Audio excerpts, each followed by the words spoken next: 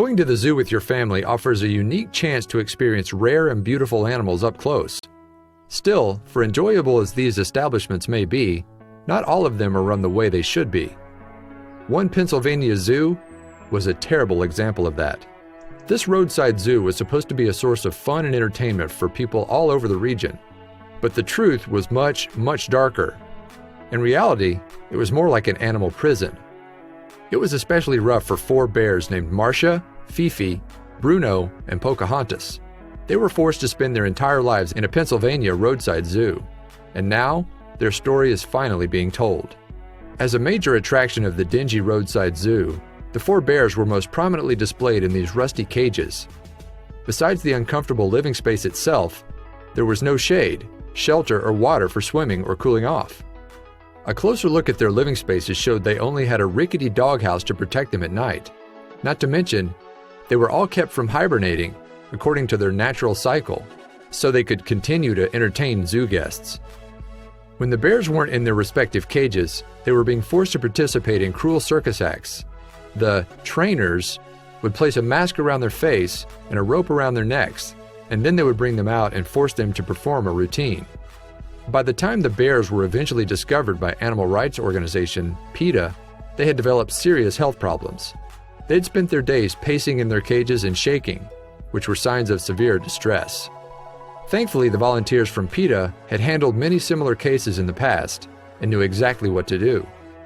After rounding up all of the bears, they quickly transported them to the Wild Animal Sanctuary in Colorado. It was a 24-hour cross-country journey, but the bears finally arrived at the animal sanctuary. They were finally let out of their cages and allowed to roam free for the first time in their lives. It was a moment that few could ever forget. It's so sad that many people still think that it's okay to keep animals in such poor living conditions. Thankfully for these bears, they were finally getting the first taste of freedom. As it turns out, there were many people fighting to end captivity for animals like these bears. A 2011 incident in Zanesville, Ohio, for example, led to the enactment of the Dangerous Wild Animal Act, which increased regulations on types of wild animals people in Ohio were allowed to own. It wasn't meant to punish the animals, but to protect them. Recently, this law forced Stump Hill Farm, an establishment that brands itself as a rescue, to surrender 9 bears to the authorities. The farm was accused of breeding exotic animals, which was not in line with the missions of a rescue organization. These bears, which were a mix of black and grizzly, were in poor health. Some were malnourished, while others were extremely overweight. But the one thing they all had in common was that they were forced to live in cages for their entire lives. Once they were rescued, they were held in a temporary state-run facility before they were placed in permanent care. It wasn't long, however, before the staff learned that 2 of the bears, Molly and Ursula, were both pregnant. Soon, there were 13 bears instead of 9. The bears would need to be moved if they wanted to grow up in good health.